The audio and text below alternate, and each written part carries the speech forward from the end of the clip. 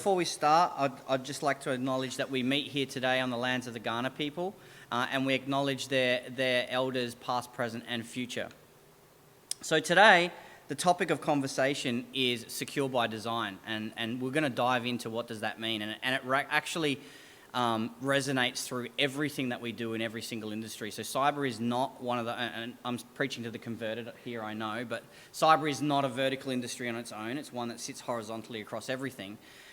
Although we still have a lot of work to do to educate a whole bunch of other industries that think that cyber is an IT job or an IT responsibility. It's not, it's everybody's responsibility. And the way that we go about designing the programs that we run or the services that we offer or build the products that we do or manufacture things, you know, having that secure by design mentality as we're building and designing is critical thinking that we have to do, because trying to retrofit cybersecurity onto something that's already been built or something that's already out there in the wild is very difficult to do and never works well. So really kind of that's the theme for today, and we're very, very lucky to have these three speakers with us today because they come from a range of different backgrounds and all very, very established in what they know and their experience. But first of all, I'm going to hand over to Michelle Price, the CEO of AustCyber. Well, thank you, Mo, and I too would like to acknowledge the traditional people on whose land we meet today and pay respects to their elders past, present and emerging. And of course, that's not just about the lands and culture that we feel in the physical, it's also in the digital. And I'd like to encourage everyone to note that the cyber companies who are run by Indigenous Australians are more than happy for us to be acknowledging the activities of Indigenous people in cyberspace. So I encourage you to do that. So secure by design, which is just as much about what happens in cyberspace as it is on terra firma. Of course, again, I'm just going to take a bit of a litmus test actually in the room. Now, I've got a lot of familiar faces in the audience, which is awesome, but there's a couple of unfamiliar faces too. Who identifies as being in the cyber industry? Awesome. So those who didn't put up their hand, put up your hands. Welcome, welcome, welcome. It's a trick question. To Mo's point, everyone is in the cyber industry. Every job in the economy today, not tomorrow, has a cyber component to it. And every industry has a cyber component to it. And of course, those of us who do identify as being in the cyber industry first and foremost know that no industry within this economy, whether that's here in Adelaide, in South Australia, in Australia, in the world, can actually now function without cybersecurity. And it would be remiss of me to not note in this week, not only is it an amazing week to be in Australia, but also in South Australia because of the Stone and Chalk Summit as part of South Start, it's also Privacy Awareness Week. So if you haven't had a look at the messaging that's coming out from the Privacy Commissioner this week around the role of privacy, I really encourage you to do so. One of the parts of the conversation that we've been able to advance over the past couple of years is that relationship between security and privacy. And I note this because when we are going to take a secure by design approach, we have to acknowledge the very intimate, in all of the ways that you could hear that word, intimate relationship between privacy and security. We must be embedding privacy principles as much as we need to be embedding security principles in everything that we do. In fact, most of the time when we are having conversations with people in the broader community, whether that's a business community or the family and friends that we are socialising with outside of work, there is that blurred line now. A lot of our friends and family will come to the conversation about security through a privacy lens. They're not actually thinking about it in terms of security first. So it's a very important message around secure by design to be talking about privacy in the same conversation. I have a 13-year-old, as many of you know, and I've also got an 8-year-old. The 8-year-old's actually more mature than the 13-year-old. But the 13-year-old came home on Monday before I left to come here and said, you know, Mum, we did this awesome thing at school today. We did a cyber training course. And he then said, why weren't you doing it? Well, we should talk to the principal about that. I said, but what about cyber were you learning about? Because I had a sneaking suspicion what the answer was about, was going to be. And he said, well, it's not the stuff that you talk about all the time at home. So I think they got it wrong. Awesome. Another tick. And then the next part of the conversation was, of course, everything that all of you are thinking of, and that is that it was about cyber safety. So the nexus between security and privacy is actually safety. Now, when you talk to a lot of business owners who don't walk around with security and privacy front of mind, they do talk about being safe online. They mean security, but they use the word safe. And when you talk to kids, safety online is about bullying, harassment, consent, not milkshakes, got to say that. There's a whole range of things that show us that the intersection and convergence of things that used to be very separate from each other have all come about because of this evolution from what those of us who've been around for too long know as information security, InfoSec, into cyber. And I get asked a lot, isn't it just InfoSec that's been made to look sexy? No, it's not. Cybersecurity is much more than information security. Information security is still at the core and, of course, the emotional heart of cybersecurity. But cybersecurity is so much more than that. In fact, it provides the world in which our kids can talk about cyber safety. It is a world in which we can have mature conversations about privacy. So when it comes to the principles of how we achieve a secure by design approach, it is a little bit of magic. It's because it is so highly contextual. Every single instance of our living is contextual. It is why our game is so important, but so complex and really hard to message. So what is at the heart of all of this? The key message that I hope you take away from today's conversation, it's a bit of a cheat sheet, we like to cut corners where we can, is trust.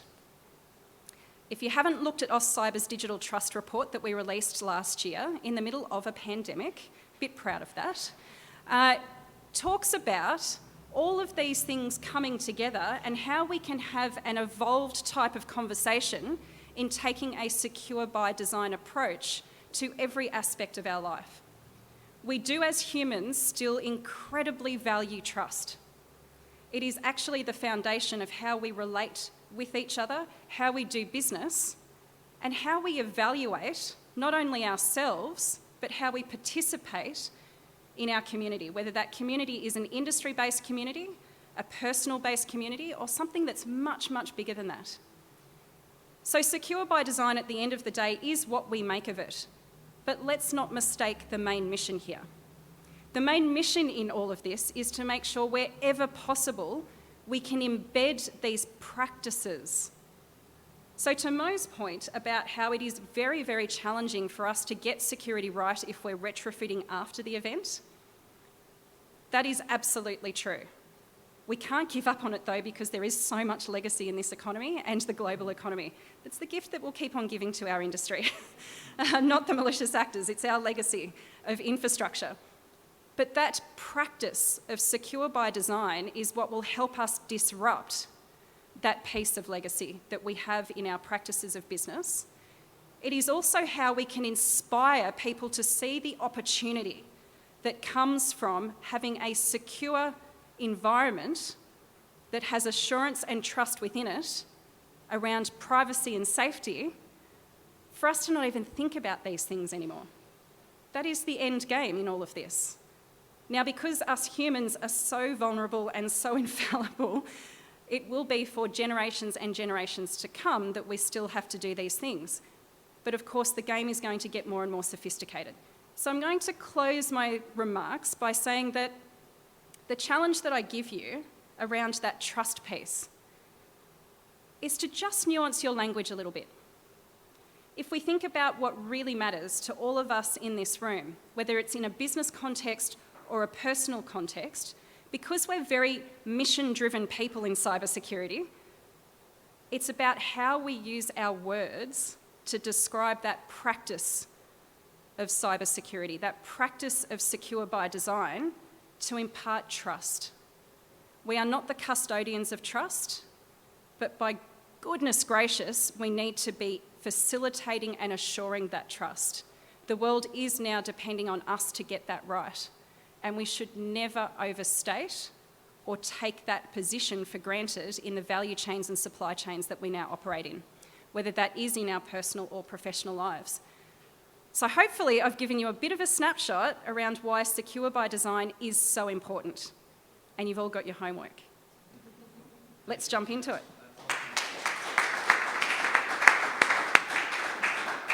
So my key takeaway from that is the Venn diagram, actually, right? So you've got security. Let me see if I got this right. You've got security, you've got privacy, and then the two circles overlap, and that bit in the middle is where you get safety. That's what you were painting that picture, right? That's awesome, right? Because for us as cybersecurity professionals to be able to speak a language that everybody can understand, including my grandmother, my grandfather, and my 10-year-old daughter, like that is the key, right? Because the second that we start thinking of cybersecurity as a thing that only relates to businesses and government, you know, those days are gone, right? Like we have to be able to educate everyone by translating it into something that they understand on a personal level, so that when they're at home, when they're at work, when they're doing whatever, every single time we pick up a device or interact with someone who's interacting with technology, we're thinking these things by design, right? So I take that Venn diagram, I'm going to use that. So you guys now all know Michelle. If you didn't know Michelle before, I'm going to introduce Andy Keogh, who's the Managing Director of Saab Australia. Andy, would you mind just giving us a little bit on your background and what you do at Saab? That should be on now. How's that? There It works? Right. So probably if I've got some of my team here, so if I talk too much about what I do at Saab, they might go, is that what he actually does?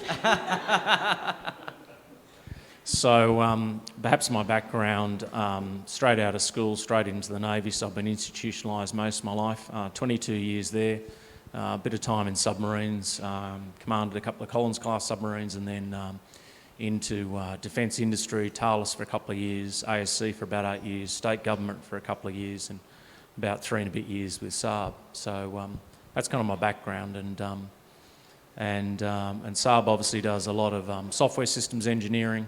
Here we do the combat systems for most of the ships. So for us, security is a really critical thing, and applying that into the maritime domain for assurance of military capability is important. We also do some work in the civil domain, correctional facilities, infrastructure. We're doing some work in the banking and finance industry at the moment, finishing off Sydney Opera House later this year, so we're doing the security system for that. So, and we're down selected just prior to COVID to do Heathrow Airport. So imagine the story that, a bunch of software and smart people in Adelaide developed a software system and managed to put that into one of the busiest airports in the world. So that's the sort of thing they do. So.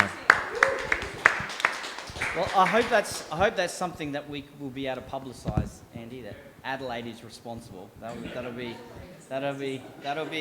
great. And Andy, sorry, Mike, before we move on to you, just in terms of the topic for today, secure by design, like clearly everything that you guys build is secure by design, but how could you translate that for non-defence, non-security organisations? What are the things that you've learned that can be imparted to other organisations? So I'd probably make a point that your statement that it's all secured by design is actually incorrect, because a lot of the software and systems we deal with are legacy systems, right? Of course. They've been developed many years ago, well before this whole cyber stuff came around, right? Which is part of the problem we've got, and therefore you're dealing with this liability, really. If you started with a blank sheet of paper, perfect, because then you can do all the principles and you can educate people and inform it and start from scratch, which is a bit like we did with our civil security solution. Didn't start that long ago. But when you're dealing with a system that sometimes has software dating back decades and you're picking that up and rolling it through, then that becomes an issue. And it's not just ours, but it's right across. In fact, some of the some of the military capabilities that you people talk about as being the latest and greatest, cutting edge, this and this, you go back and look at some of the software in there and some of it is quite dated. So that's some of the things we've got to deal with, that you've got to actually go back. Now, in order to go back and look at that, you're not starting, as I said, from a blank sheet of paper. You've then got to deal with people like me who are kind of going, why are we going to spend that money? Why are we going to spend that money to go back and fix and remediate those issues? How are we going to do that as well? And that comes down to that risk issue and your vulnerability assessment. So there's some of the key things. And back to your earlier point about communication, like everyone here basically, one or two exceptions, recognise they're in the cyber domain. You can continue to have careers and continue to drill down and learn more and more about that. But right now, the people you've got to communicate with and convince that this stuff is important are people like me, who, when I started in my career, it was punch cards, right? So that's some of the challenges, and this art of communicating, and the word I love to use is about resonance. You know, when you say something, it actually resonates with the person. They go, I know, I truly feel what you're talking about. And that was your point earlier on, Michelle, about talking and using language in a way that resonates with people, and people understand it and go, I connect to it. Through my lens, different to yours, but I connect to it and understand what you're trying to achieve. And that, I think, is a massive challenge for us. It's a massive opportunity for people, because if you combine those cyber skills with great communication skills, then you've got the magic. And as we all know, for me, cyber sits a bit like safety. You know, in the old days, like, who's in charge of safety? Oh, it's the safety guys walking around over there. It's the head safety guy, right? And the reality was that was a very reactive safety system. And as you move up the path of maturity, you get to a generative safety culture where everyone realises, I've got a responsibility for this. And what's more, you know, I know what my responsibilities are. I exercise them. And there's an assurance program that makes sure I do that. And by doing that, and by looking and making sure we've got some key metrics and key drivers out there, I can assure ourselves that we're doing better, but just what we're doing today is not going to be good enough tomorrow, and we need to keep improving. And until everyone in all of those businesses, and we talked about the horizontals, realises that, and they are educated in that, and the business leaders like myself deeply understand the value of investing in that training and education and going back and doing that work, we're going to be in this transition period. Absolutely. And having had Heathrow as my home landing base for 8 years, I'm sure you're going to find legacy systems well beyond 2 decades old in there. Yeah, indeed. Okay, over to Mike Barber. So welcome, Mike. Mike is the new CEO for the A3C, and we're very, very happy to have him on board. Please, Mike, tell us. Thank you very much, Mo. Mo is one of our neighbours down the corridor, so I've got to know him very well in the first 4 weeks. So it's been 4 weeks. It's been really exciting. Before that, I did a few other things for the last 30, 40 years. I'm only 25. I've just had a rough life. My background is I actually started in the state government here in South Australia when I was 17. Studied part-time in accounting, and I was running finance divisions in government, and I quickly realised this is not for me, sitting behind a workstation. I wanted to get out there. And along came, they moved me out to they moved me out. I had the opportunity to go to the Government Computing Centre. So it was like the hub here in South Australia, and it was one of very few around the country that provided like a centralised service back to government around telecommunications, around the whole phone systems, mainframes, networking, all those sorts of things. So it was a fascinating place to be in. Plus I got great response time over the top of that mainframe too, rather than being out in New Zealand. But it really sparked my interest in IT, and I realised, oh, hang on, my financial knowledge coupled with some half an idea about IT was actually pretty valuable. And so I actually harnessed that and studied IT. So I did an associate diploma and then did a business degree and majored in IT. And I was absolutely fascinated with it. I was getting much better marks in that than what I was in accounting, I can tell you. So you wouldn't want me doing your books. And then EDS came along. So that was a huge thing happening here in South Australia, where they were going to outsource the whole of government IT. And I was on the other side of the fence crunching the numbers, and I thought, no, I want to get away from this and get on the other side of the fence. And so that's how I really broke out and got into the private sector and started in account management roles. And the funny thing is, I think my first customer was here at this RAH site, and it didn't look anything like this, I can tell you, back in those days, and the customers were pretty wiry customers too. They were pretty tough. And so from that, I moved around, went over to Hewlett-Packard for a while and ended up in like sales area there. So I got a really good deep understanding of how to sell widgets and how many you had to sell every month and how to cook the forecast and make your way through.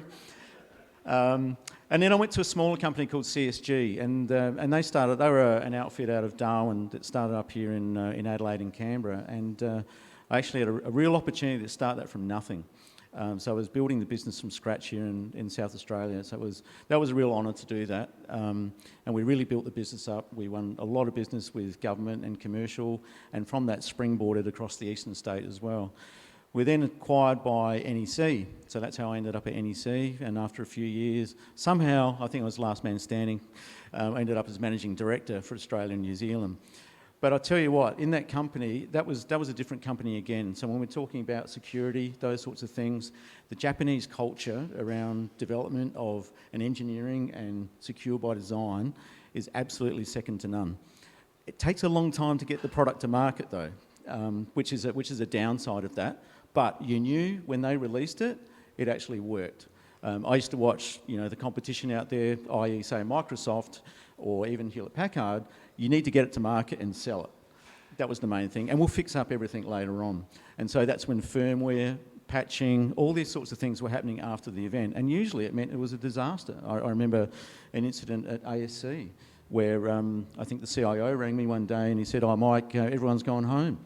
I'm there, "What do you mean everyone's gone home? The IT guys have gone home?" He goes, "No, the whole site. The whole site," because it was that dependent on a storage area network that had just been put in there. But once again, it got down to a firmware issue. So it gets back to not only from the security side of things, but you can actually operate as well. So I'm very fortunate to have that sort of career. At NEC too, I got exposed to a lot of things like AI, IoT, all these sorts of things you don't normally see. And I saw a lot of that overseas in Europe and in Tokyo, obviously, and in Singapore.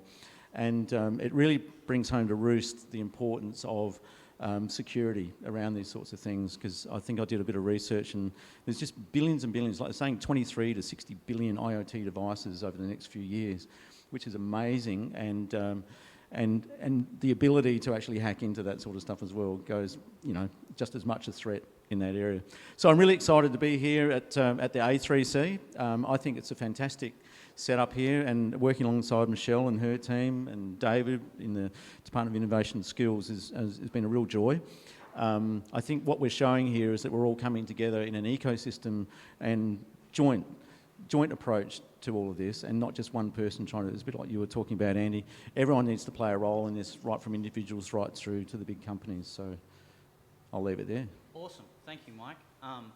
So I want to go back to a word that Andy used, which was resonate. I also like that. I'm going to use that too. I'm picking up a lot of things I'm going to use after this one.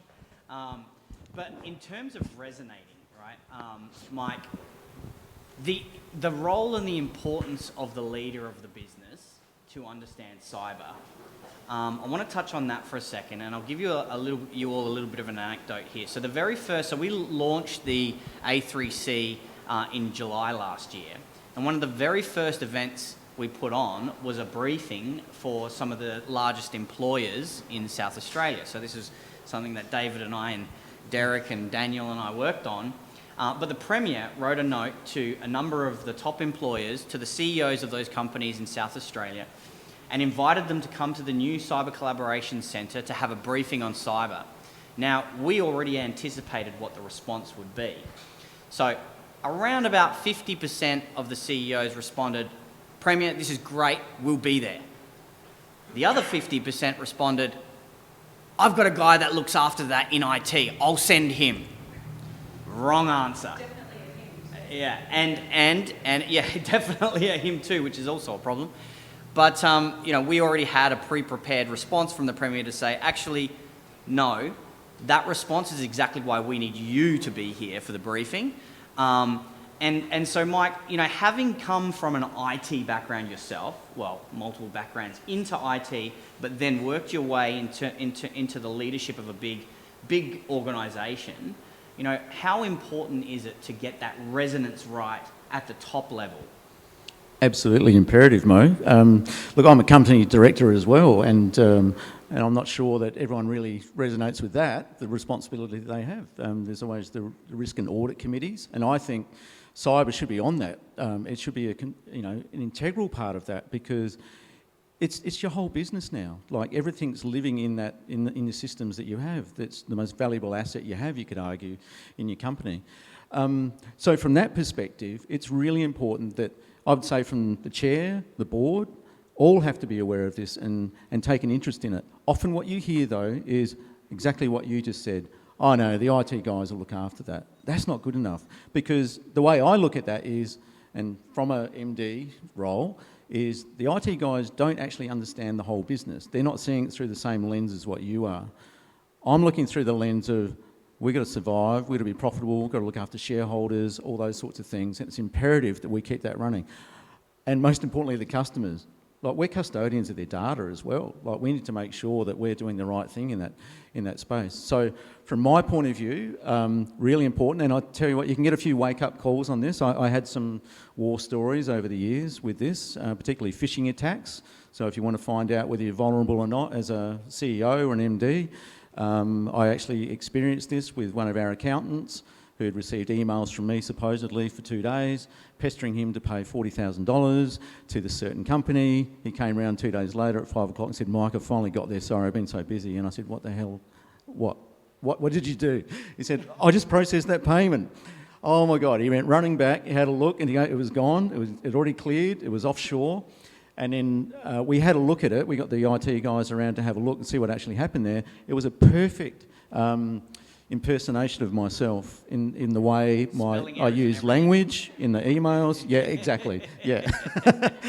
The language is exactly the same. The sign-off was the same. Everything was the same, except behind the actual email address, it looked a little different. He didn't pick that up. I was Michael.Barber. It was Mike.Barber. It was a dead giveaway to me when I looked at it, but not to him. Yep. So those sorts of things are big wake-up calls. And I think I had trouble in those days, to be quite honest with you, convincing the board overseas that cyber is a real issue until I could actually cite an example. So it was a bit like, I heard something last week from some people on a call about, well, I'm not going to worry about it because it'll never happen to me. And they said, so what's the best advice for that, in a small business? I said, go and talk to somewhere it has happened to, and then you'll understand what that means, particularly if you're a business owner. I know many business people that have been ransomwared on a Friday. They run real estate businesses. They can't operate for the weekend. It's crippling. And honestly, they didn't know what to do. But I would go back to that software by design, security by design is almost the same as software by design, by the way. I'm thinking system lifecycle models and all those sorts of things. I'm thinking back to when I studied, but exactly that sort of process. And it was never really built in. It was never as important back in those days. It was just user ID, password, and that was about it. And the legacy systems that have rolled through still have a lot of that there, so you need all these front-end systems to do that. So it becomes quite critical. But getting back to your original point around leadership, it's absolutely imperative that the business owners and the senior leaders actually understand what that impact is. And you need to hold them to account, I think, within your organisations. Yeah, awesome. So, Michelle, I'll look back at this new logo in the top, right-hand corner here, where you've got the star in between Oscyber and Stone and Chalk. Now, to me, that means something very special, because it means that an organisation that was set up like Stone and Chalk to cut across all different kinds of industries but focus on innovation and promoting the startup ecosystem has recognised that cyber should be a part of all of it, right? You've been working, I don't even remember how many years you've been working at doing this now, but a lot of effort has gone into trying to build that mentality into the entire ecosystem to help that ecosystem grow. Can you share with us we can see the good stuff that's come out of it, but can you share with us what you have found the most challenging and what we collectively could do to be helping that along? Awesome question. Well, I guess in terms of that really inspiring X up there, I think it's inspiring. I'm not biased at all. Alex and I have a very, very similar view to each other when it comes to both the importance of startups and scale-ups to the economy, but also the way in which Australia has some amazing ingredients around how we can show a better way to other economies. And so when you look at that from a sovereignty point of view, we both wear it with a badge of honour on our sleeves about, representing Australia first, but also collaborating with trusted friends as well. Trusted friends is a really interesting concept in this game. We actually do invest far more time fighting each other than we do collaborating with each other to stop the bad guys. And that's obviously now in a hybrid environment. Now, we take a lot of phraseology in cyber from the military world, but actually it's for real. That's actually from Bluey. It is for real that we are now in a hybrid environment. Everything is digital, but everything that's digital has a physical consequence. So some of the most frustrating things that have come out of it, an anecdote from when I first started working in Prime Minister and Cabinet, which was a while ago now, someone who was quite senior in an intelligence agency, not ASD, it was a different one, just so we're all very clear here, an intelligence agency said to me, this cyber thing, like I'm literally quoting here, this cyber thing. And I'm like, yes, it's a thing. And he said to me, we won't ever see a time where there'll be physical consequences to this cyber thing.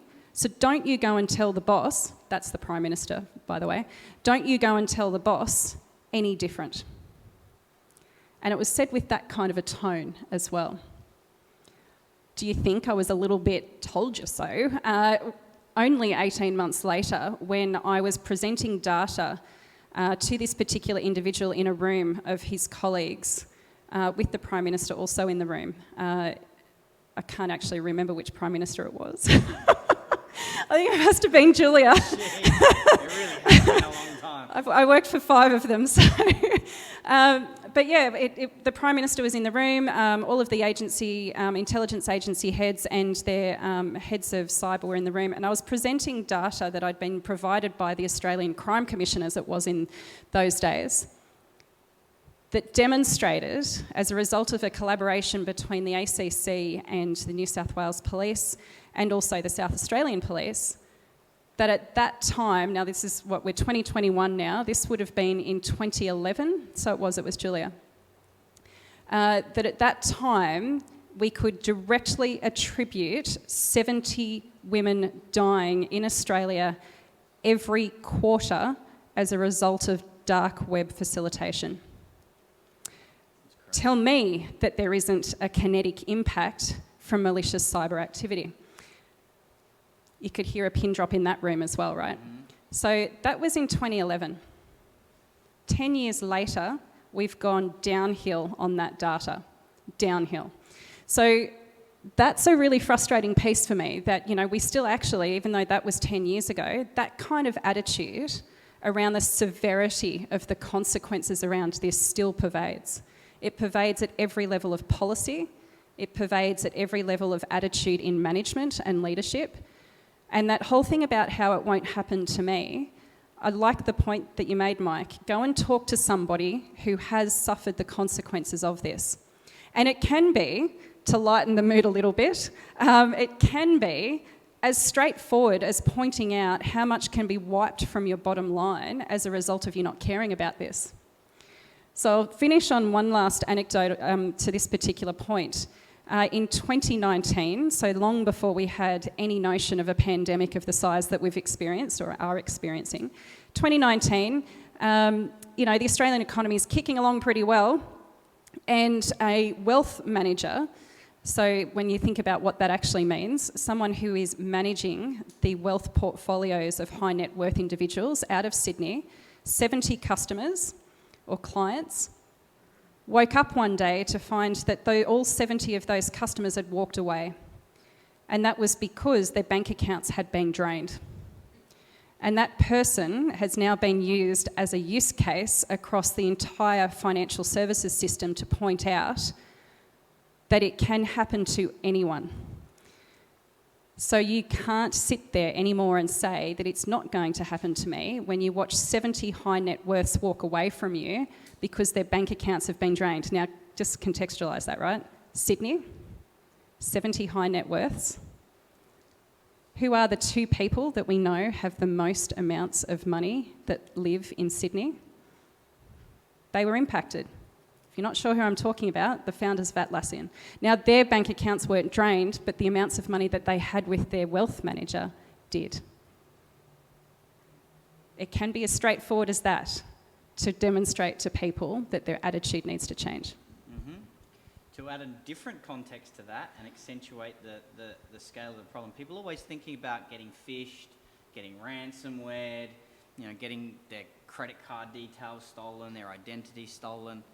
Think about this. Today, we're running an investigation for one of our customers where, it's a couple of thousand employees they have. One particular employee has been caught with some material on their corporate laptop that they would never have known about until they took it seriously and put the right systems in place and processes in place to find this kind of stuff. This one individual's activities, which is completely unknown to the CEO, completely unknown, nothing to do with them. Like that, how could they possibly bear personal responsibility? But now they will be bearing personal responsibility because that type of behavior, if it happens in your organization and you don't know about it, today you're liable, right? So it can come at you from every which way, right? So there is such an extent to which this can affect any one of us. It's just mind-blowing. I think that that practice of cybersecurity that I mentioned in the opening remarks is key here, and we've kind of pointed to all of this. That secure by design piece that we spend a fair bit of time talking about in the cyber industry, it can only get cut through if we speak to the practice side of it. That's why I laboured over it, because that whole behaviour around claiming that I didn't know, there's something to be said about the Australian business culture of having to be a perfectionist. And if you get it wrong, you've got to cover it up. But you can't cover it up anymore. Like, you just can't. Yep. And so being secure by design and being rewarded for doing so in your practices, I think is how we start to get some cut through. For sure. Another interesting challenge that's coming down the pike, I heard yesterday, somebody say, it's okay, I've got cyber insurance. Watch that industry implode over the next 10 years. There is no way the insurers are going to pay out what they're going to need to pay out. They are going to have all the clauses in there to catch you out and not pay because there's no way they can afford to cover it. So just quickly, because I'll pass to Andy next, but we all remember the Sony breach, yeah? Mm-hmm. Like everyone remembers that? Mm-hmm. And if you remember the reason that happened around North Korea not wanting a particular movie to come out. Mm-hmm. So you can Google who this is, I won't say it publicly, but Sony's insurer for cyber insurance, so this was back in 2012 or 2013? 2013, that Sony breach happened. Actually, it was, because I was on mat leave at the time and I remember thinking, thank goodness I don't need to write that brief. That the insurer... so in 2013, Sony did have cyber insurance. Gosh, it must have been rudimentary. The insurer didn't pay. Mm-hmm. They would not pay. Mm-hmm. They claimed negligence. That's right. Yep. So I think a couple of points there. In order to get change, you've got to have a catalyst, a driver. I think it's interesting because the cyber narrative is out there. I don't think there's many people that haven't heard of stories of people having a bad day. But it's just like, it's a bit like the drink driving message, it's a bit like a whole bunch of things. People hear it and they go, oh, that's not good. Mm-hmm. But then they still continue because there's something, there's an element of inertia, there's an element of a whole range of other competing challenges that they've got to deal with.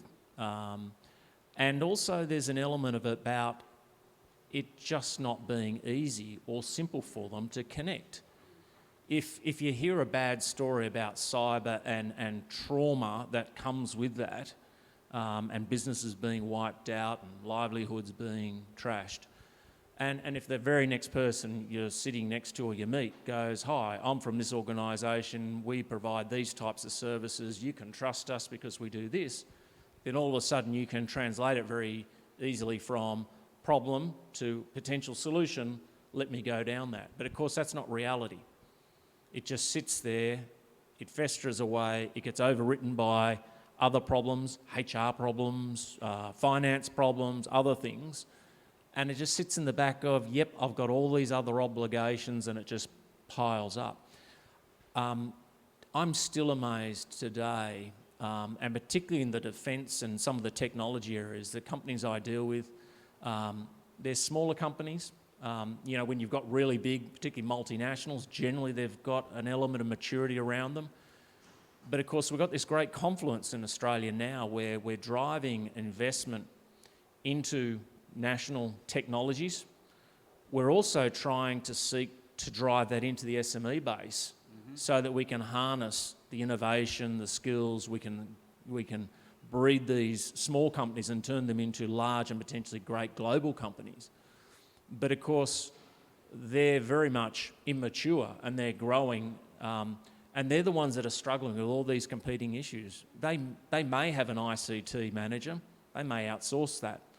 If they've got one, that person's probably not experienced, and the person probably can't relate to and put a business case up about why we need to do certain things, and here's a risk-based approach to things.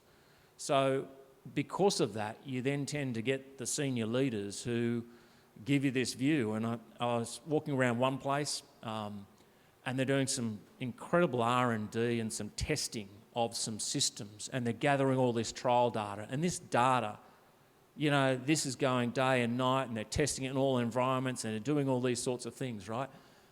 And I'm just sitting looking at this going, this is really interesting data. If I was someone who wanted to know a lot about this is the type of R&D that I'd be tapping into. So I kind of said at the end of the presentation, fantastic, brilliant, wonderful, but this cyber thing, right? How's that going for you, Goes, yeah, cyber, yeah. We're doing a bit of pen testing, Normally when the glaze goes off away from you, and then they reflect and they go, yeah, doing a bit of pen testing. Almost like we've got Norton's antivirus software, and you kind of go, really? Really? You're doing something that's really interesting to a whole range of other actors. And you're interested in this thing, you're not interested in potentially doing all that work, funded in many cases by the taxpayer, doing all that work, and then that's just going to go in a flash of an eye. So I think, again, for us, we've almost got to turn it into think about the McDonald's thing. It is so easy, it is so convenient. We've got to get to that stage where people actually get to that point of going, look, I know there's a problem, and what's more, been bombarded, nagged by those entities. I know I can trust them, back to your point about trust. I know I'm going to get ripped off, and that's a part of it. They look at the big companies and they go, how could I engage with one of them? I don't have enough money. So where is the partner? Where is the trusted partner that they can bring in? Where is the simple menu of selections that they can go to say, well, can you give me a starting point here, please? Because I just don't know where to start. And that's before they wade into the whole sort of response, which comes, okay, well, what standard do you want to be compliant to? There's this, and this. I have questions about what's your risk profile look like? What are you really sensitive about? Yep. Don't know, never thought about it.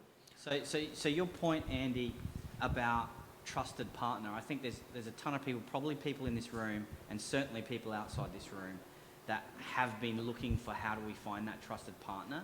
And that really is one of the key missions of the A3C, and the reason why we set up the A3C is so that a lot of that work can be done to evaluate those trusted partners, bring them all under one roof with a raft of different things that they do, touching all different shapes and sizes of organisations, and be able to provide a place to go as an independent, not-for-profit, not commercially driven organisation that can kind of give that kind of guidance.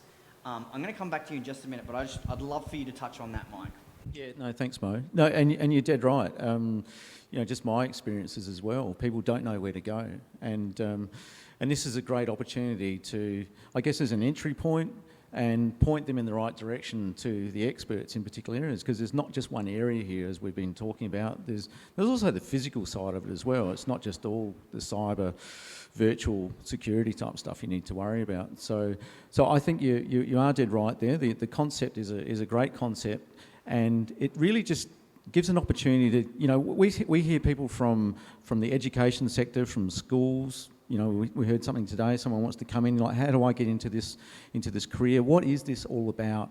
And it's a bit like it's sort of lost with, cyber. And I know I told some of my friends what I was going to be doing, and they went, cyber, oh, so is that space? Is that what you're doing? And you had to dumb it right down again. You had to dumb it right down, when you get hacked. I had to go to that sort of level. Oh, right, that sort of stuff. So there is a misinterpretation out there of what it actually is, and I think hopefully we can bring that level up right across. But as everyone's been talking about here, it's up to everyone to get involved with this and understand what it's all about. I think from a business point of view or a community point of view, it's a cultural thing as well. It doesn't come second nature to us. We always view the IT guys as the bad guy in the corner that wouldn't let you have access to that system. There's reasons for that. If you went back many years, there was very good reasons why things were so locked down, and then came the distributed world and everything got open, and that brought, a lot of advantages for business too, because you're much more nimble, you're more efficient, bottom line increases. Fantastic, it is, but it comes with the risk on the other side of it. So hopefully that's what the A3C is about, and we have a cyber range there as well. So this was designed to be up at the at defence level, so defence and defence organisations could actually safely test software systems, even hardware as well, in a safe environment. You can have red teams, blue teams, hack away at each other. And maybe we need some of those sorts of things where it's more visual. So after 4 weeks, I would say, okay, one of the key values I see of this establishment is actually there's a physical presence there. There is something real. People can come in and actually see it, and it does impress. So we'll see how this goes over time, but we need to get it more than just in one centre here. Yes. I think, from Michelle, your point of view, it's got to be national, all this, So we've got so many different organisations, but there's a real opportunity to get the word out. But I think it can't come just from us. It's got to come from industry, right across the board, to get at it. So it is second nature to everyone. Absolutely. And I want to make sure that we leave time for questions and answers, because I know people will have some burning questions. I've already got some popping up here. But Andy, I wanted to go back to what you were saying about the priorities, right? Like where, people go, oh yeah, cyber, it's important. Oh yeah, we got to do that. And then everything else gets in the way, right? Finance, HR, blah, blah, blah, right? I want to take the attention to critical infrastructure for a second, because, for those that aren't really kind of familiar with critical infrastructure, it's anything that affects the health and safety of the public at large, right? And so that covers a whole range of industries. We often think, though, about, utilities, for example. Who runs our power? Who provides our food and our water? Making sure that those aren't tainted and that nobody's polluting those sources of, our survival, right? And the problem has been, for many years, legacy systems, right? So, critical infrastructure organisations like utilities and power plants, et cetera, over the last 10 years or so, people have taken these industrial control systems that were designed in the 50s and 60s, maybe even earlier, and they've gone, let's connect these to the internet. Why? Because they're really hard to maintain, and they cost us a lot of money to maintain and be on site. So if we connect it to the internet, we can manage them and remotely. But what they didn't think about was security by design. And now we're all sitting here very, very much at risk. Finally, the government has realised we are hugely exposed. In Australia, we have 1,700 critical infrastructure organisations, according to the government. And the CIC has just been formed by the federal government, which is the Critical Infrastructure Centre, and they're bringing in some new laws and some new regulations around how to make sure they're doing the right things by us. I wonder if you wouldn't mind commenting on that, Andy. So I think for all the South Australians here, you don't need to have a reminder about what a bad day could look like if we think back to 2016 and the blackout, which I think probably everyone who was here, we can remember where we were at the time. I was in my Defence SA office. It was bucketing down rain. I remember looking out, all the lights went out, looked outside, all those lights had gone out. I thought, oh, well, that's it. Garage doors downstairs, it's electric. It's not going to let me out of the building, so might as well pop a bottle of red wine here and we'll just sit here because it'll probably going to take them a bit of a while to sort it out, right? Disaster response, great. And then I also reflected, on that point of time, I went, so now everyone in South Australia understands what it's like to be a submariner when the battery goes to zero, the lights go out, everything stops. That's it. You're out of options at that stage. So, look, I think again it's one of those issues that the big companies, the responsible companies, are looking at it. They're under massive pressures at the moment, right? Look at some of those big generators, and they're just trying to deal with a policy, and the government's dealing with a policy environment to try and say, well, how do we pay for someone to provide, coal-fired generation, but we actually don't need it all the time. In fact, I was talking to a generator the other day. He said, actually, there's times where I have to be nimble because if I'm not fast, I'm actually putting power on the grid and I'm actually getting charged to put power into the grid. So I've got these generation plants all across Australia, and what I want to do is try and network them so I can have one person there monitoring the whole network so I can pull them on and offline as needed. And of course the policy people are trying to decide, well, how do you pay for someone when they're not delivering something but they're there on standby? So cyber fits into that context, right? And it's like, oh, that's just another thing we need to, but I'm just worried about the plant, whether it's going to be up and running, let alone whether someone's going to hack it. And as you quite rightly point to, some of those old devices, are beautiful, wonderful gateways in for really smart people who know how little things, they've got those intuition, they love just playing with things. Hey, look at this thing, we could perhaps go through that circuit. So those things are out there, and of course that then comes back to the company, and it comes back to the ability of the company to look at that risk profile and say, where are we vulnerable in these things? Where are we vulnerable across this? And if we applied, this holistic review from a design perspective to the system, where are our critical vulnerabilities? Where are the things that are going to pull things down? Analysing perhaps on a risk basis that, well, okay, we can accept that those things, if we lose them, it's only going to take out a certain amount and we can then recover, or we can then isolate the problem to that. So sometimes it's as simple as that, some of the decision making, but of course it's all got to be backed up with a business case, right? It's all got to be backed up with you need to explain and communicate to the business leaders, particularly sometimes the CFO who's got his hands around the purse strings, to say, well, we need to make this investment of money because if we don't, this is potentially the bad day we've got coming. And then as soon as you've left, there's the HR manager coming in going, we've just had this extra problem, we need more HR managers to deal with all the bad things that are going on. You've got then other people coming in going, we've got all these mental health issues going on because of all this COVID stuff we need to invest in and secure. So again, it's got to be compelling, it's got to actually, and have a plan that allows them to go, okay, you've thought it through, you've taken a risk-based approach, you've got some starting points there, I understand what our risk tolerance is, it's not going to happen overnight, but I can see there's a plan by which we can get from here, which is not quite good and not quite happy, through to there, which is a little bit more comfortable, but it gives us a little bit more time in which to go through things. So, you brought up a really interesting case there, right? So we have, in South Australia, we have 320,000 homes connected to the smart grid now. We have the highest penetration of rooftop solar of anywhere in the world per capita, hands down. And one of the first projects at the A3C, which was really exciting, was MITRE Corporation out of the US came to us and said, you guys are leading the world in adoption of residential solar. What have you done on the cybersecurity front? And we went and spoke to AEMO, and they said, well, of course we've done some stuff on cyber. So we thought, great pairing up there. So we paired up MITRE and AEMO to actually dig deeper. And when you start digging deeper into the ecosystem of providers that goes into my home, my single house with 45 panels and a Tesla battery and all the bits and pieces that then get connected to my home Wi-Fi, right? You start to realize how complex and how many holes there actually are. Holes everywhere.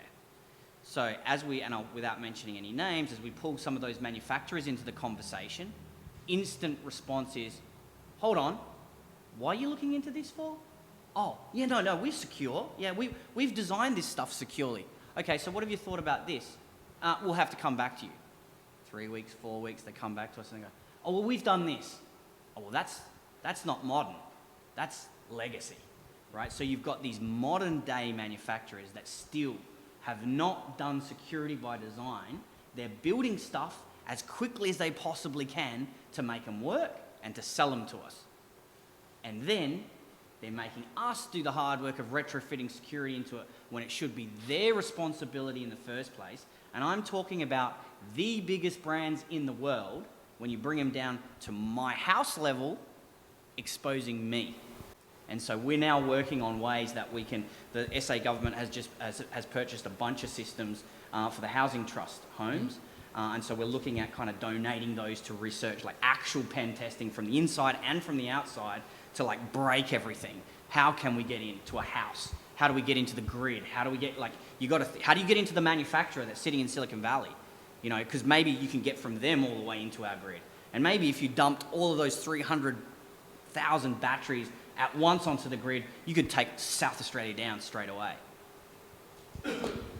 So, a good analogy to that would be if you look at the food industry, been eating food for a few 100,000 years, probably a bit more. And yet just recently you now start seeing the sort of, 5-star kind of safety rating or the food rating on it in terms of the quality of the food you're eating, and kind of when you look at the 1-star or a half-star, you go, oh, I'll just have a little bit of that. But it's a way of communicating to everyone that this is good, this is bad, this is occasional food, as we call it. And I think to that point, we've got to sort of simplify it to a level and get to that point where we look at it and everyone can look at something like a device, like a system or like a provider and go, okay, I understand where they're at. It's like when you go and buy a fridge or a washing machine, you can see the energy consumption on it. You can see the how many stars it's got. And everyone can understand more stars is good, probably costs me more, but maybe I'm willing to do it. In a similar thing, we need to convert that idea into then being able to explain to people around cyber and cybersecurity and how resilient it is. Because I think when people understand what a bad day can look like, and as the Premier has recently said, he's on the record of saying, he's predicting, he's going out there bold, but history will be on his side, to say there is going to be a massive event happening that's going to reshape people's paradigms around it. And we all know it's lined up. It's just a matter of the slices of Swiss cheese to line up, and it's going to happen. So it actually already has happened. It's just not happened in a tangible way that we all can say that we can relate to. And that's that point. So what I'm getting at here is, stuff that is so significant that our brains actually can't cope with it and we gloss over it. So when we get hit with usually psychological trauma, but also physical trauma, our brains actually shut down. We've all experienced it. So that equivalent in cyber is actually the comprehensive global undermining of our voting systems. And it keeps happening in Australia. So when it happened in the 2016 election in the US, there were people here saying, well, that won't happen to us because we've got different regulations. And the AEC is sitting there just going, oh, goodness gracious, it so could happen to us. But of course, we now know that most of the elections that have taken place in Australia since 2016 have been maliciously interfered with. Now, the majority of those elections are actually not federal or state elections. They're local government elections. And everyone's just, when you say that, people are just like, oh yeah, that's a thing. It is where it starts from, and that's the intent of the malicious actors.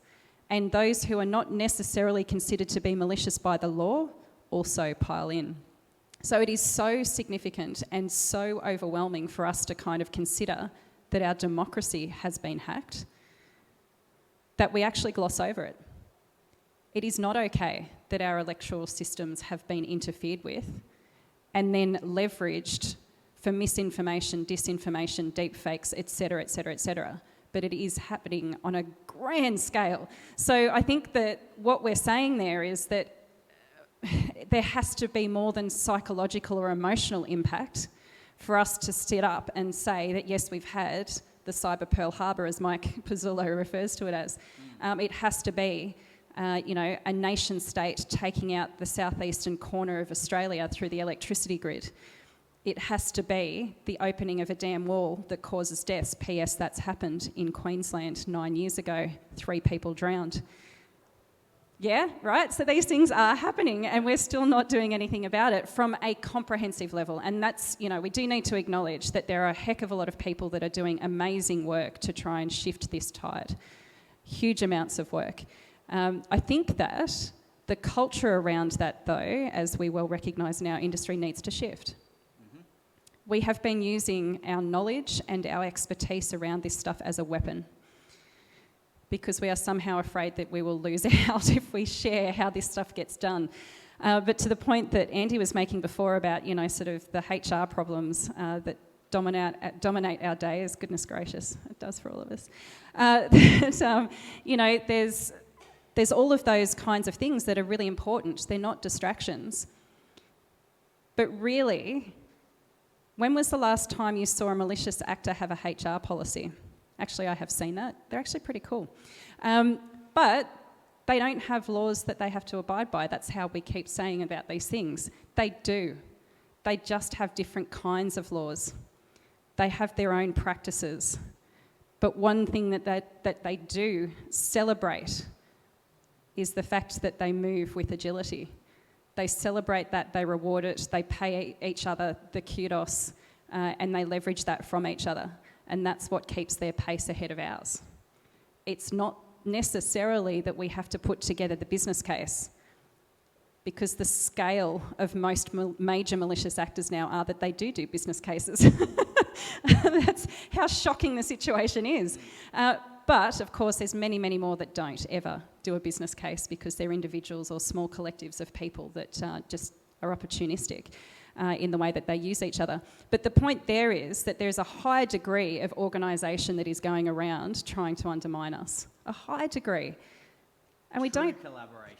It's massive. It's on a grand scale, like hugely so. I'd taken an example that you talked to me about, Mo, around super cool. DTEX does a lot of the security system side of things for Williams. I'm a massive F1 fan.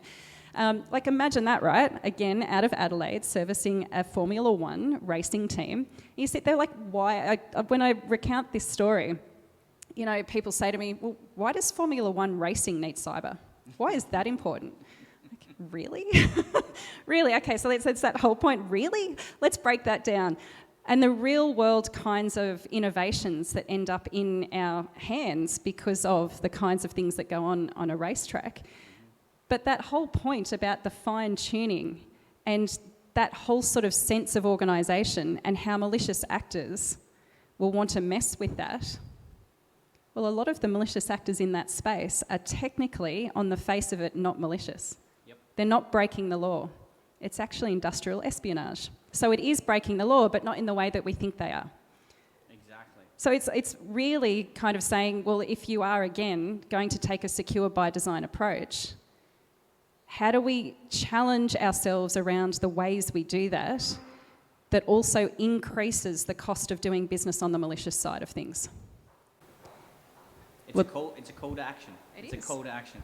It's Well, we collaboration. could clearly be talking here all night, but we're now very squarely between these folks and a drink, and you guys are very squarely between me and a drink.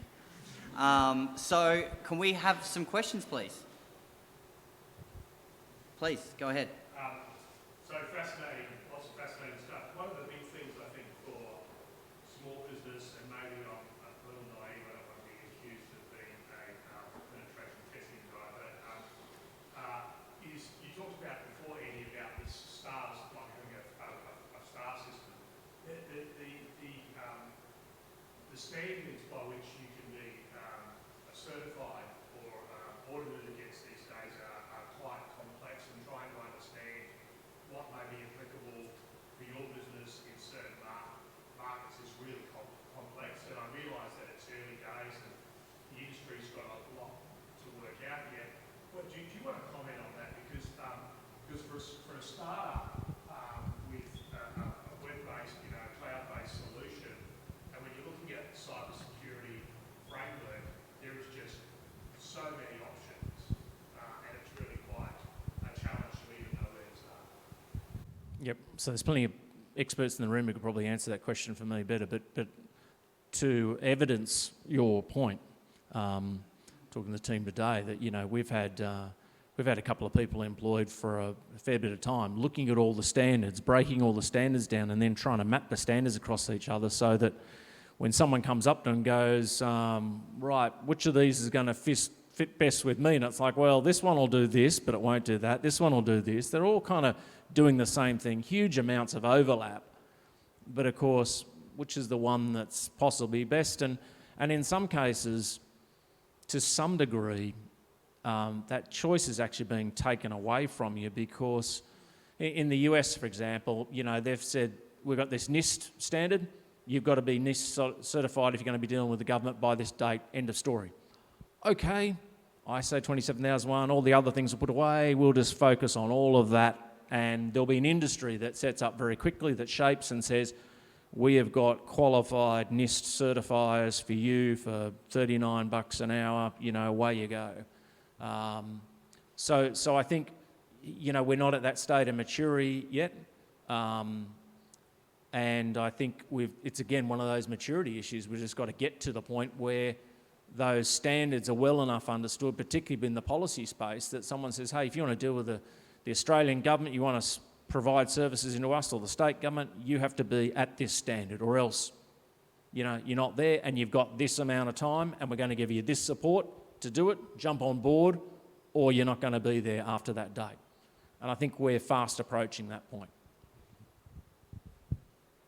To add, or actually to lighten the load of a lot of organisations, so if Andy's team was doing this a bit later than what they had done it, we would have been able to point you to the fact that we've done that for you. So a piece of work that we did with Standards Australia and the New South Wales Government at the end of last year, so you can find the report on our website, we did a harmonisation project to be able to identify, firstly, the web of standards, some of them voluntary, some of them not, but also how each of those applies to an industry context, and then identified the key ones that are ripe for disruption, if you like, but also the ones that actually will answer at least 90% of the requirements within that industry, to point out the duplication, but also to remove the confusion. So that's a document that's on our website as well as the Standards Australia website, and Jed Horner, who's at the back there, was one of the key architects of that. And so to recognise the point, we are far from being able to have a checkmark kind of situation, and I'm one of the checkmark deniers. I actually don't think we'll get to the point, I'm happy to be proven wrong, but I don't think we'll get to the point where we will have that, because of the point that I made earlier in the evening around how contextual cybersecurity is. That even within an industry, if we think about the experience of the last however many months now that we've been in this fog of COVID war, the health industry, for example, even within that industry, how many segments of that industry do we need to contend with and how different they are from each other. That includes the aged care segment, childcare and the health issues that are seen in childcare centres. Usually allergies is what we point to, but there's a huge range of other things. So that's just an example of how contextual it all is. And even within that, the kinds of issues that a business might have in Adelaide versus Goolwa is going to be completely different again. So what we can say, though, is that as long as you're adhering to about 90% of good practice, and that's that word again, practice, then you're doing okay. You're doing better than doing nothing. And that's how you can be more secure by design. And I would just second what Michelle said about the checkbox exercise, right? Like, you either care about doing security because you really want to protect the people around you, or you're doing security because you're told you have to. It's two very different approaches. And so for those organisations that really do care about security, there's a whole bunch of regulated organisations that have to do the tech box, but if they care about security, they'll have to do a bunch of other things too, right? It's not just the checkbox exercise stuff. So if you're a startup, regardless of how big or small you are as a startup, and you know, there's several of those startups on the wall that I've invested in that we have to help them with their security play as well. And it's really about knowing your business. If you take a step back and you forget about all the jargon and all the requirements and all the advice, what is it about your business that's the most vulnerable? And really start to think of it logically in that kind of terms, and then start to check a few things off as you roll through and kind of engage with your people, your customers, your suppliers. And it's those three things largely, that ecosystem around your business, and make sure that the basic things are being done and then kind of building on those basics over time, because it's not you just get it done and it's done. It's never like that, right? So you get the basics done first by understanding your business, those three pieces of the puzzle, your own people, your customers, your suppliers, and then you start to kind of build on that. I think that's the pragmatic approach to doing it. Please. On a comment like by secure by design, I think we are sort of assuming that we're starting something but often I think a lot of the fear, uncertainty, doubt and all these things that we often speak of are about legacy systems which has happened in the past. We have this benefit of hindsight and trying to look back and trying to comment on how badly things were designed 20, 30 years back. My personal experience has been even for things which are happening right now, say for example, take the consumer data right, that law that recently passed, and like I'm from the banking industry, open banking sort of is picking up, and you could see the struggle, because even when you say you are designing something securely, at the minimum you need to know how the system is going to be used. I think there is still that, like how exactly the CDR ecosystem is going to develop, nobody still knows. I mean, it's an evolving space. And if I'm trying to think about it, how can I secure it? And there's this sense like, where is the agency? Like, who will do that? Like, and how, I can't even foresee how it is going to play out, because too many players are playing in the market. There are too many different kinds of players with different motives and different SLAs or different success factors. And I think that's where I think when you don't even know how the system is going to evolve, adds to this issue of how do you design something when you don't even know how it is going to work in future. So I'll be interested to know your thoughts on that.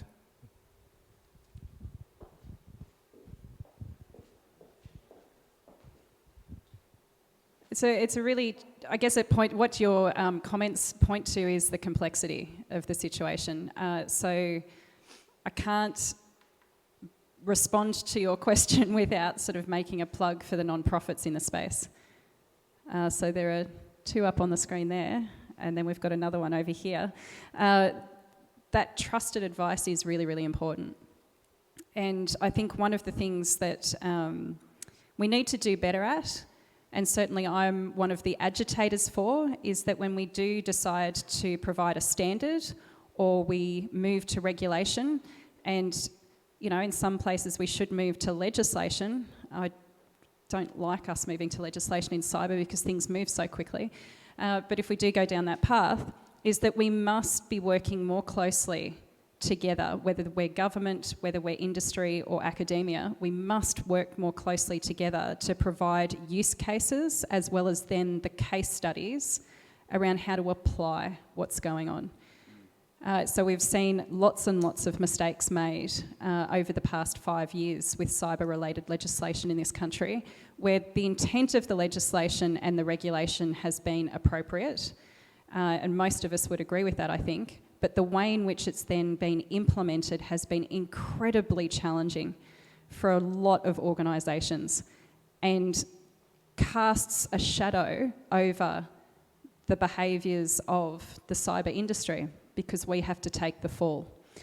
And I am, of course, the great example in this situation is, of course, the encryption legislation. But we're actually seeing the same things happen with the critical infrastructure legislation. In between, we've had a bunch of legislation around social media platforms that have had significant follow-on effects. I think we can only say, in my view, that the one that's actually had some kind of sense of how you can apply the legislation has been the foreign influence legislation, but that's only because the universities absolutely screamed for it and then are sharing their experience. And state governments have been doing a good job of sharing their experience around that too. So we can't get it done any other way. But there is a high reluctance to trust each other in that equation. I've still not been able to figure out why. I really genuinely have not been able to figure out why, other than the fact that we've had bad experiences of each other in the past. But the past is the past. What is happening right now in our economy is not what was happening 5 years ago. So all I can say there is that we need to be very, very conscious of the knock-on effects of any piece of legislation, especially when it gets in the wild. And with CDR as a really good example, CDR is in the hands of the average consumer with no education, none at all. Guess who's going to be doing that education? It's going to be industry, and it's going to be so patchy. There's not going to be any consistency in how we educate consumers around how to apply that. There'll be a lot of people who care a lot about privacy, for example, who are going to jump on the application of CDR and surprise a whole range of small businesses with questions that they have no idea how to answer. None whatsoever. And then when you apply the critical infrastructure legislation over the top of that and look at the implications for data, particularly unstructured data, Saab won't be able to answer the questions that its supply chain partners are asking. It's a really kind of messy situation. So, all I can say there is that the non-profits are there for the win, to try and navigate this in a way that can call BS on government at the same time as calling BS on industry, because we all have to pull up our socks. On a similar note there, I hear what you say around the benefit of hindsight, but I can tell you just from starting up a small business as well, myself, the amount of overhead that goes into that. And when you start talking about, so if we start talking about the compliance road for this, on top of all the other compliance that you have in business, wow, it starts putting you off going in business. But if we don't have some sort of framework around that, then it'll continue to go the way it is and no one will even care, and they'll bypass those sorts of things. So look, I think from a small business point of view, particularly your point earlier around that, what do I do? I think that's, well, I looked at it too, setting up a small business, and I thought, do I really want to try and set up my own systems? I looked at things were already developed, they're in the cloud, and it's a trusted provider.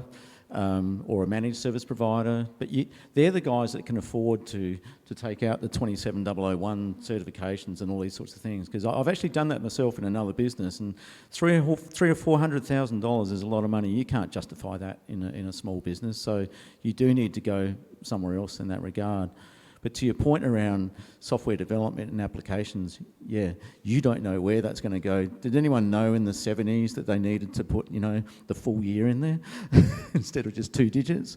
And it was going to roll over, and we're going to go back to the year, whatever, 1800, 1700, 1900. But all you can do there, getting back to our topic that we're talking about, is to try and think as much as you can about those things and build that into everything you do. And it spins into what you were talking about, Mo, too, around the IoT side of things as well. That is huge, because I learnt years ago that everything you can do in software, you can do in hardware, right? Okay, you need a lot of real estate to do it in hardware, but you can. It's just on-off. It's zeros and ones. So everything you develop you're actually exposing that again into the world, into the internet and cyber. Yep. So to your point there, like, who do you actually trust in relation to those actual small components that go into something larger? You know, how's that been developed? How is that patched up later on? I think about a home watering system that I put in. I thought, this is pretty cool. It's all Wi-Fi. And then I started thinking, what can that get to? Can I actually get into my Wi-Fi network, into my computer? There's all sorts of different things you can think about. So you can really scare yourself quite quickly about this. You know, one of the things that I did was when I was looking at inverters for the setup at home, there's a whole bunch of providers that are selling inverters manufactured in China. How many of those chips have got a back door in them? You think I'm coming up with stuff that's out of a spy novel? Nope. Right? So, like, I instantly ruled out all of the manufacturers that were coming out of China that had componentry. You know, I go a little bit further than some people would, but those are the kinds of things that you think about. And you know, I think, Mike, you touched on it as the summary point here. Secure by design is a mindset. It's not about doing specific things that you're told to do. It's not about buying this technology or training your people. It's about a mindset. It's about everything I do, I'm having a stop and think about what the security implications might be, and then I'm moving forward. Yeah. And then as I move forward, I take the next step. I'm stopping, I'm thinking what the security implications might be. I take another step forward. That's kind of the mentality that we're trying to drive here. Because was the 2016 blackout because of overload? Was it? Was the 2016 blackout because too many people were trying to access a whole range of things at the same time? Was it because the infrastructure decided to fail because it was so old and had so much legacy in it? So everyone's like, All of the above.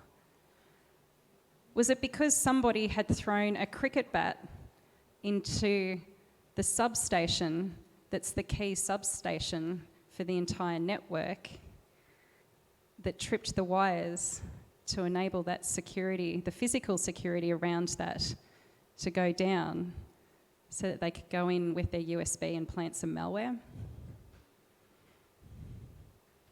So no, it wasn't. But that is what actually took out the state of California 4 years ago. It was a baseball bat, not a cricket bat. But that's the interplay of the malicious actor's mind. And are we thinking the same way? Are we trying to disrupt our own cultures, our own ways of doing business? Because what had happened there, of course, was Pacific Northwest, as an energy provider, had recognised that there were a whole bunch of hoodlums that kept trying to deface their substations, and so they massively hardened them up from a physical point of view. And so because the hoodlums had been running rampant and all of this money went into physical security, a couple of criminal syndicates got together and decided that they would use that mindset of Pacific Northwest, throw a baseball bat over the tripwire so that the police would get called for a defacement of a site, when actually what was going on was down the road to a networked substation. Its physical security went out at the same time because 3 were all on the same system. And it was not the site that the police went to where the malicious actors went in with their laptops and their USB sticks and planted all of the malware that had been carefully designed to take out most of California. Yeah? It's a thing. It's a thing. I mean, there's so many other cases we could talk about. And it sounds like a movie, but it's The Iran not. nuclear facility, you know, there's lots. Yeah. But another thing, just a shameless plug for Secure Code Warrior. We're speaking on a panel tomorrow at an event with Peter from Secure Code Warrior. Have a look at that company, Australian startup that's all about secure coding and building the mindset of security by design into your coders. Cool stuff. Any last questions? Shouldn't the motto be smarter security by design, or smart security by design? Purely because people, certainly in my experience, we've got a twofold problem. We've got to, not only have we got to increase awareness and educate all these people around the cyber issues, but we've also got to undo any wrongdoing or any work that's been done badly. So you know, to take your example earlier, I've got Norton Security antivirus on my computer. That is a typical example of something which we need to take the thinking beyond that or make it smarter. For sure. But that implies that people have already done security but done it badly. People haven't done security. Maybe. However, there's other things, for example, like applying security that doesn't hinder business. So, you know, making incredibly long passwords, is that really the way forward? Probably not. That's going to result in them being written down and stuck onto keyboards and everything else. We all know that, right? So using password managers, or even better, let's implement SSO. So let's do security better than what we've done before. That's Sure. my point, I guess. Sure. 360 plus sovereign Australian companies engaged in the cyber industry working on just that. Yeah, So there is... Yeah, it's constant. It is constant, but what we need to do in that equation is rely on each other and our friends who are outside of our industry, like Andy, who can work with the smaller providers, who technically in our landscape are called startups, to be able to work with them to grow their businesses and be able to demonstrate to the undereducated what a smarter solution looks like. There's one in the room tonight, Airlock Digital, provides amazing, world-class and actually the best, and yes, I'm biased, but actually the customers say that it is the best application. What are we saying now? Whitelisting. Allow listing. I knew that there was application allow listing. Thank you. Because we've gone through 3 iterations of this language, and it is important. I think it's really important. Some in security will laugh at it, but I actually think it's really important. One of the greatest inventions that we've had out of this country is a solution that gets rid of passwords altogether. And that company right now is at risk of going offshore because he can't get an investor of the right kind to be able to invest in the business, because it is so forward-leaning, it is so cutting edge that investors don't understand, despite my advocacy for them, to be able to see how it's going to scale. So that's how we get to the smarter security by design, is making it easier, and you know, this is on me, right, and organisations like A3C, to make it easier for the conversation between the buyer as well as the provider. Note that I didn't use seller there. The buyer and the provider to be able to have a more collaborative partnership as opposed to just a transactional relationship. Because those solutions actually already do exist today. We've got to get them mainstreamed. So Paula's kicking me virtually over here saying we're well over time. There was one quick question at the back.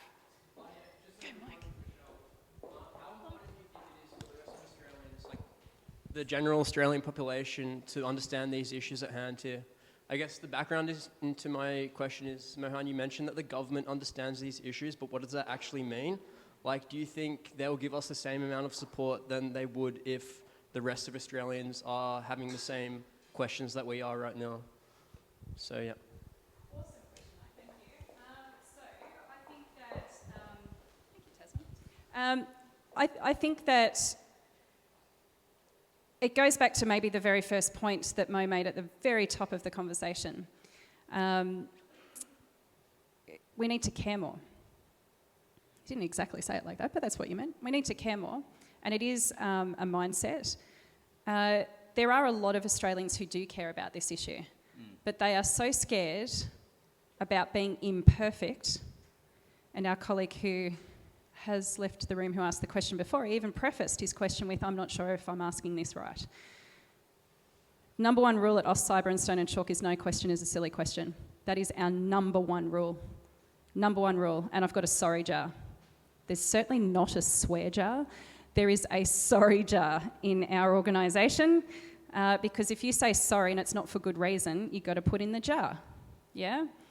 We've got to disarm this situation so that people can show that they care, because as soon as you start to care a bit more about these issues, your mind immediately opens. Immediately opens. And if your mind is more open, then you're going to be learning. So yes, there are a lot of Australians who are caring, but they don't know how to frame their question. They don't know how to engage. They don't know how to see what good looks like. But equally, there are a lot of Australians who don't. And some would say, including some in the policy ranks of the world, that we need to be working towards a situation where no one should care. I don't agree with that. I just don't. This impacts every aspect of our life. Do we want to end up in a situation where we've removed every option from our lives because we don't have to care about security and privacy? I know as most Australians that care about our liberties, we don't want to end up in a world like that. So we do need to care about this stuff. So we need to incentivise, and we also need to reward the good behaviour and the great behaviours that actually see that no question is a silly question. 100%. So I'm just going to end with the two questions that we have online. I don't want to ignore the online people here. First, I can answer them really quickly. First one is, do you believe that secure by design and zero trust is a decade behind schedule? So for those of you who don't know, zero trust means the mentality of thinking about yourself as already being breached and then working backwards from there. And yes, we are a decade behind schedule because everyone pretty much has already been breached, even if you don't know it. Second and last question is, what do you see as the single greatest challenge for businesses today as they move towards the digital online world? Well, I think we've covered pretty much all of that today. Secure by design thinking and making sure that everyone takes it as their own responsibility. That's the biggest challenge. Guys, put your hands together for a Mess of regulation fantastic panel today. Thank you.